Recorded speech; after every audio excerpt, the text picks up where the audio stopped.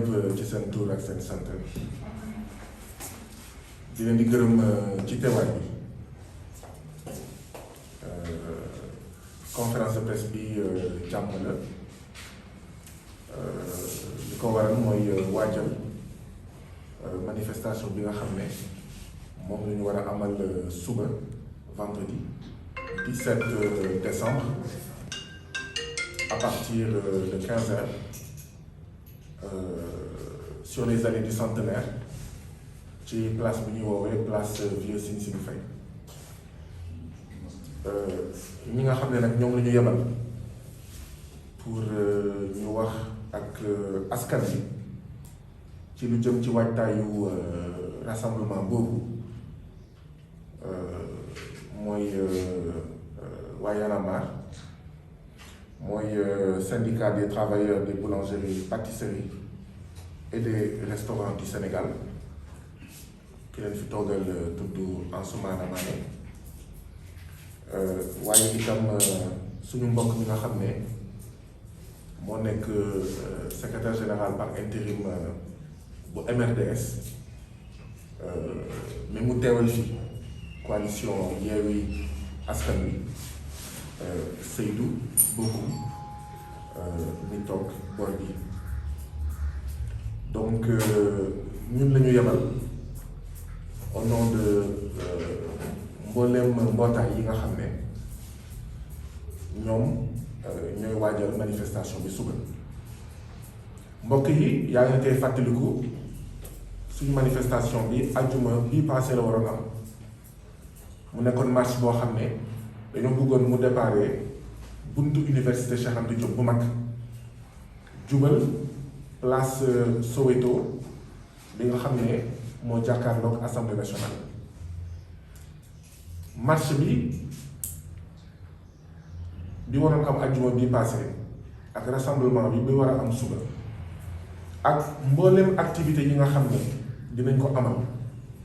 yii mu nar a nekk marche yii mu nar a nekk rassemblement yii mu nar a nekk états généraux wala assise nationale de la justice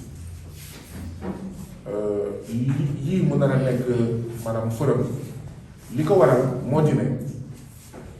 ñun dañoo jàpp ne Sénégalais yi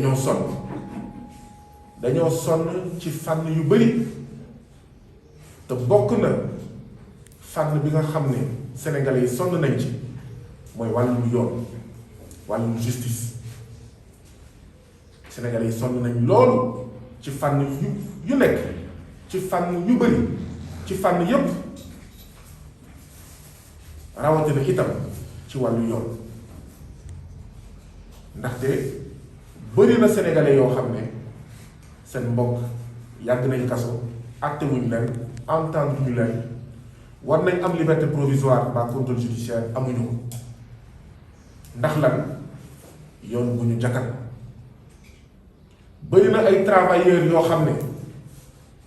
am nañ jafe-jafe ak seen employé ak seen patron seen dossier nekk justice mu yàgg fa loolu ndax lan yoon bu ñu tënk justice bu ñu tënk bari na ay sénégalais yoo xam ne dañoo am jafe-jafe suuf ñu bëgg a sàcc fokkati seen suuf seen dossier nekk ca justice bi mu yàgg fa loolu wala duñ fa am ndam borom doole am ndam donte amul dëgg ndax lan yoon bu ñu jatal bari na ay femmes hommes politiques ay activistes yoo xam ne 1-2 ñu tëj leen 1-2 ñu dugal leen kaso 1-2 ñu ne leen mënoo leen nekk candidat ndax lan yoon bu jéng yoon boo xam ne dañ ko catal gis-gis boobu lañu bokk bari na ay juge ay magistrats yoo xam ne waaw ñu ngi teg seen kaw loo xam ne du dëgg du yoon ndax lan yoon bu jëng yoon bu ñu catal gis-gis boobu lañu bokk ci ne yoonu Sénégal doxalul yoonu Sénégal dañ ko war a yoonal yoonu Sénégal ni muy doxee président de la République Macky Sall moo koy jëfandikoo di noot liggéeykat di noot femme ak homme politique di noot activiste di noot sàmmkat ak béykat di noot sénégalais boo xam ne amul tur amul sant di noot sénégalais boo xam ne bokkul APR sësul ci Marème Faye Sall sësul rek ci président Macky Sall loolu la ñu wax ne mënul continuer loolu la ñu wax ne mënatuñ ko nangu loolu la ñu wax ne foog ñu xool naka la ñuy tabaxee benn say ñun ñëpp ànd si ak mboolem sénégalais boo xam ne am nga jafe-jafe boo xam ne yoon ni muy doxee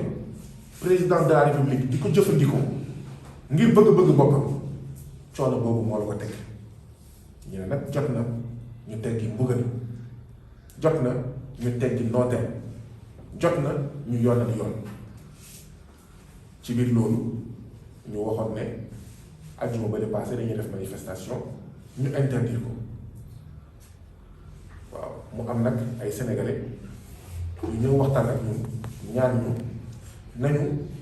yoon bi jamono jii ñu toll dafa bëri fitna te bu ñu sañoon yéen waa Y'en a marre yéen waa FRAPP kenn du leen dégg ci liy jur fitna ci réew donc ñu ngi leen di ñaan toxal leen seen manifestation bi xool leen sax naka ngeen di def ut beneen itinéraire ñu ne leen léegi li ñuy def mooy benn manifestation bi sax dañ koy toxal donc mooy àjjuma suba le 17 décembre dootul nekk marche day doon rassemblement boo xam ne nag ñu ngi ci invité mbooleem sénégalais boo xam ne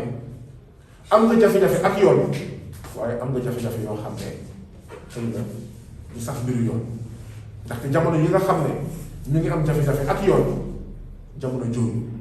am na yeneen sénégalais yoo xam ne ñu ngi jànkuwante yeneen jafe-jafe yoo xam ne du mbiru tribunal donte ay injustice la ñu jàpp nag ne bu ñuy woo sénégalais yi ñu ñëw pour ñu wax seen métier ak seen naxar war nañ fa wax mbiru yoon waaye war nañ fa wax itam seen yeneen naxar ak seen yeneen métier yi nga xam ne ñu ngi koy jànkuwante jamono ji ci biir loolu ràññee nañ ci situation bi nga xam ne moo am ci daara yu kawe ñu koy woowee université ñun nag ñu ngi métti lu di naxarlu bu baax a baax li nga xam ne mooy dal ay ayubés gi ay weer gi suñu mbokk yi nga xam ne mooy mbokk étudiant yi suñu mbokk njàngaan yi nga xam ne ñoo nekk ci daara yu kawe ñu ngi koy naxar di ko métti lu bu baax a baax tey jii nii gàcce la ci président Macky Sall ay étudiants di def grève fu ci mel ni université Gaston Berger ndax lan ndoxu foos bi day ball ba di dugg seen néeg du ñu mun jàng du ñu mun fa du ñu mun tëdd du ñu mun toog étudiant Gaston Berger grève dañ fi ndax loolu ndax lan université Alioune Diop bu Bambey étudiant dee na fa ndax lekk li nga xam ne ñenn étudiants yi ñu ngi koy woowee sax yenn saay ñamu mbaam seen benn mbokk benn étudiant dee waaw waxuñu lan moo ko rey étudiants yi sàkkuwuñu dara lu dul nañ ñu wax jiw lan moo ko rey ndaxte kat lekk yu ñuy lekk université Alioune Diop bu Bambey lekk yooyu xaw naa doy waar waaye itam ñu ngi gis tamit suñu mbokk étudiants yi nekk université virtuelle du Sénégal ñu ci bëri jamono yële passé ñu ngi doon def grève de la faim ndax lan nga jàng ba egg licence war a dem master ñu ne la du ngeen dem master boo yuuxoo ñu dóor la boo yuuxoo ñu rey la ba ci étudiants yi sax ñun dañ leen invité suñu rassemblement suba année du centenaire ndaxte kat bëri na si ay étudiants yoo xam ne dañ leen rey mujjul fenn kenn xamul ku leen rey yoon deful liggéey dañ koy faral di wax étudiant bu ñu rey doomu Sénégal bu ñu rey te yoon deful liggéeyam sanctionné wul ki nga xam ne moom moo ko rey ci anam yoo xam ne du dëgg du yoon dafa mel ni yaa ngi jox permis un policier wala un gendarme yaa ngi koy jox le permis de tuer rey boo xam ne du légitime défense. ñu ngi naqarlu bu baax a baax image yi nga xam ne sax gis nañ ko démb ngay gis ay policiers yoo xam ne ñuy def ay tir droit ndaxte kat booy disperser manifestation tir haut lañ lay wax mais policier boo xam ne ñii ngay viser waaw ci tànk yi ngay viser tir droit kooku da nga bëgg a gaañ yow nekkatoo ci disperser manifestation nekkatoo ci randal ay étudiants ndaxte tir droit bu dalee ci bopp étudiant daanaka mooy bopp bi dafay toj bu deewulee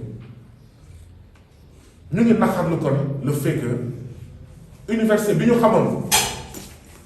te bàkkam nekk Lux Mayalex université yooyu président Macky Sall ngénte na ko tuddee leen violence Mayalex police Mayalex gendarmerie Mayalex. Respectez tuñu les franchises universitaires waaw ndaxte étudiants yi dañoo solidariser wu ak seen mbokk université Alioune Diop bu Bambey ndax policiers yi ni ñu toroxalee étudiants yi ci biir université boobu mais étudiants yu Cheikh Anta Diop ak yu Gaston Berger ak feneen ci réew mi ñoo yëy ñu solidariser wu ak université Alioune Diop bu Bambey ndaxte bu ñu seetaanee li ñu def étudiant université Alioune Diop bu Bambey ñu toog ne ci tekk ne ci meng li muy tekki mooy beneen yoon dinañ ko def étudiant université Gaston Berger beneen yoon dinañ ko def étudiant Assane Seck bu Ziguinchor beneen yoon dinañ ko jox étudiant université bu Thiès wala étudiant université bu Cheikh Anta Diop moo tax mënuñu ñàkk wane suñu naxar rafetlu tamit taxawaayu étudiants yi di wax président Macky Sall li mu am ci jot te mu néew loolu moom président de la République na ko dugal ci rencontre étudiants yi ci déglu étudiants yi recevoir étudiants yi moo gën muy recevoir ay sàcckatu liste électorale mu recevoir tamit ñu mel ni waa poste mi nga xam ne dégg nañ ne gën saa néew 1,5 milliard jëm 3 milliards ki nga xam ne mooy Abdoulaye Bibi Baldé directeur général bu poste randal na ko fa ci xaalis jamono ji gis ngeen ñoom ñëpp ñu ngi waajal seen campagne électorale waajal seen campagne électorale mooy lan ñu ne Sonatel waaw daan nañ la lii ay waxu kasaw daal yoo xam ne dara taxul kaa jóg lu dul am xaalis boo xam ne ni nga ko campagne waaye tamit wax directeurs yi ak ministres yi waaw randal leen xaalis bi pour ngeen def seen campagne électorale parce que man aw ma xaalis moo leen jox te ngeen xam ne bu ngeen gañewul naa leen dàq seen poste de direction naa leen dàq seen poste de ministre loolu mooy tibb leen xaalis ci keesu askan bi ngeen campagne ko ngeen jëndee ci ay carte ci bésu wote bi ñu ngi ñaawlu loolu bu baax a baax di wax ne président Macky Sall war na recevoir travailleur poste dem nañ ci ba secrétaire général syndicat national des travailleurs des postes et télécommunications SNTPT seen secrétaire général Ibrahima Sarr barki démb ay Samba Boy yi far ak directeur général Abdoulaye Bibi Baldé agressé na ko ñu ngi ñaawlu bu baax a baax agression yooyu day rek firndeel ni li nga xam ne moom ñu tax a jóg ak ñu yàgg ko wax dëgg la dem nañ ñaani ñu gaañ fa dóor fa juróomi membre fa dem nañ Médina Wandifa ñu sànni xeer waa FRAPP waa PASTEF dem nañ Ziguinchor ñu agressé leen fa ñaari yoon li ñu dox mooy en réalité li askan wi di dund bés bu nekk moo commencé di dal homme politique yi femme politique yi ak ñi nekk ci mouvement citoyen mbiru poste nag di ko firndeel waaye tamit violence bi nga xam ne répression bi nga xam ne mooy daanu ci kaw étudiants yi di ko firndeel ñun nag li ñu jàpp mooy dafa mel ni président Macky Sall day entraîné wu day jël policier ak gendarme bi di entraîné wu ci étudiants yi di entraîné wu ci ñi bokk ci mouvement citoyen yi ngir waajal xare troisième candidature illégale et illégitime du président Macky Sall ndaxte mënoo comprendre vidéo yi nga gis ñenn ci policiers yi di dox ci kanamu étudiants yi ak ay jaas yi liñ doon wax naan président Macky Sall dafa profité ci suñu xeex mois de mars xeex ngir beneen Sénégal xeex ngir wax déet nan day recruter ay jeunes daf ci profité recruter ay nervis ndaxte policier lu muy dox ci kanamu ay étudiants ci kanamu université ak ay jaas yi ñu ngi interpellé monsieur le ministre de l'Intérieur ñu ngi interpellé le président de la République di interpellé waat tamit suñu mbokk cadre unitaire de l'islam au Sénégal suñu mbokk tamit jàmmi réew mi ndaxte ñoom ñu ngi def liggéey bu am solo nee nañ dañu bëgg a dox ngir jàmm am ci réew mi waaye li muy tekki mooy fitna bi ci président Macky Sall la jóge ngay noot ay étudiants yi ne dañuy yuuxu ne déet au lieu nga déglu leen saafara seen jafe-jafe nga bëgg a tabaat wëlbatiku nootaat leen yebal leen ay policiers ak ay gendarmes ngir ñu rey nga déposer sa lettre pour manifester ñu interdire la ko ba fàttali nag suñu mbokk journaliste yi ne àjjuma bii passé moo nekkoon le 10 décembre moo nekkoon la journée internationale des droits de l'homme bésu journée internationale des droits de l'homme le président Macky Sall dafa interdire une manifestation xam ngeen loolu lu muy tekki moo di ni ci bés boobu président Macky Sall wane na ne droit de l'homme faalewul droit de l'homme wane na ne Sénégal mbiru droit de l'homme da ci dellu ginnaaw bu baax a baax loolu lay tekki ñun nag loolu yëpp day wane ne ñun ñëpp dañoo war a ànd ñuy lancer un appel à tous les citoyens sénégalais ñu tase bu ñu jullee jumaa ba noppi suba allée du Centenaire place Vieux Sing Sing Faye ñu tase fa ginnaaw bu ñu jullee jumaa gën saa sori ñu tase fa 15 heures Sénégal yépp jël kàddu wax lan moo leen naqari ci yoon bu muy doxee ci Sénégal waaye wax itam lan moo leen naqari ci yeneen ak yeneen saawo ci yeneen ak yeneen anam donc suba dinañ jox kàddu gi Sénégalais yi ñu wax lu ñu xalaat ci seen yoon waaye wax itam en tant que liggéeykat en tant que béykat en tant que employé ci entreprise sangam ak entreprise sangam lan mooy sa métit lan ngay jànkonteel ci jafe-jafe donc ñun ñëpp kon nañ joxante rendez-vous suba place de l'Obélisque déposé nañ comme ni ñu koy defee saa yu su nekk depuis altine lettre d'information.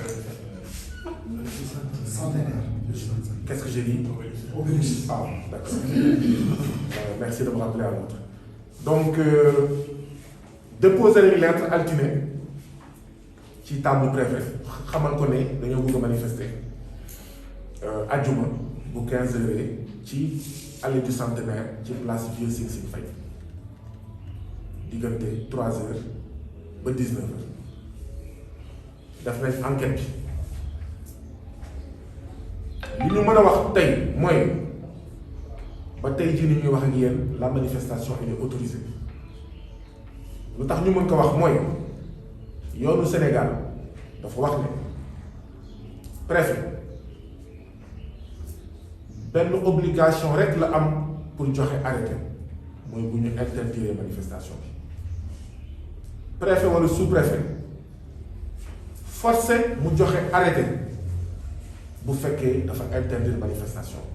waaye bu fekkee c'est autorisé du obligé du obligatoire du forcé mu joxe arrêté préfectoral loolu lu muy tekki mooy ba jamono ji ñuy wax ak yéen la manifestation elle est autorisée te ñun gisuñu lenn li mën a tax ñu interdire ko ndaxte bu fekkee mënoon nañu lañ mais àjjuma ba lay passé dañoo bëggoon dugg ci plateau place Vieux Sine Faye ci allée du Centenaire bokkul ci arrêté Ousmane Ngom donc lii kon la ñu amoon lu ñuy wax ma jëm ko tënk ci français jox kàddu gi suñu yeneen